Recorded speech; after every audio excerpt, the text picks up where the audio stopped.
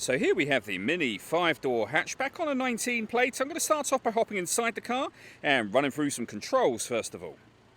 Okay, now that we're inside the car, we're going to start with the dials. Over on the left-hand side, we have the rev counter, we have the speedometer in the middle, and the fuel gauge on the right-hand side. Also in the middle, you can see the total mass of this car there, 17,726.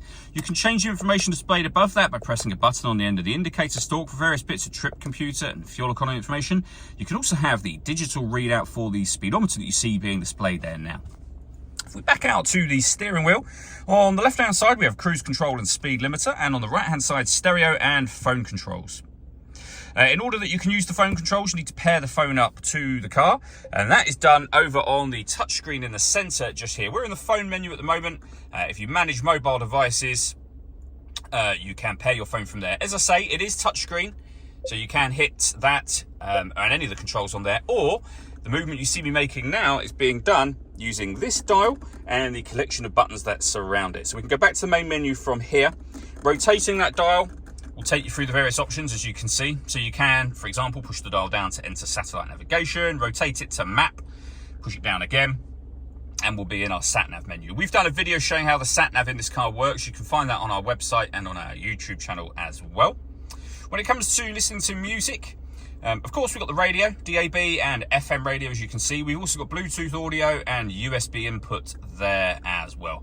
You can also plug your smartphone in for Apple CarPlay too. Working our way down, we have the dual zone climate control. It's turned off at the moment, so to turn it on, just simply adjust the fan speeds. So that turns the system on. You can then adjust the passenger and driver temperature independently of one another. At the minute, it's set to auto. So if I press that button, we're now in a manual mode, so you can adjust the fans yourself. You can adjust the direction the air is being distributed in. The air conditioning is on at the minute, so it's off or on from here.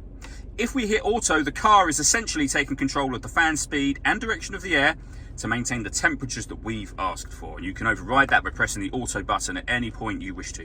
We have a heated driver's seat with 3 different heat settings, and the same over here on the passenger side as well. Beneath that, we have traction control.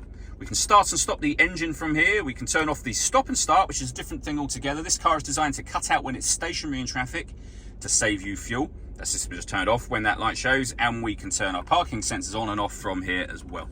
Underneath that, we have a 12-volt charging socket and USB input, and then a 6-speed manual gearbox.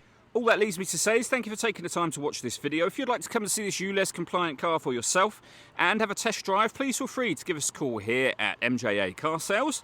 We'd love to hear from you soon.